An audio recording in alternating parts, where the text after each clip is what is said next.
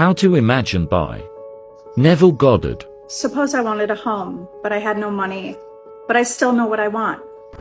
Without taking anything into consideration, I would make as lifelike a representation of the home that I would like, all the things that I would like.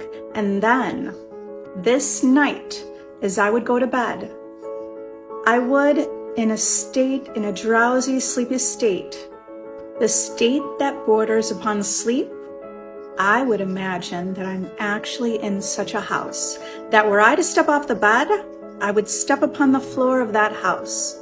Were I to leave this room, I would enter the room that's adjacent to my imagined room in that house.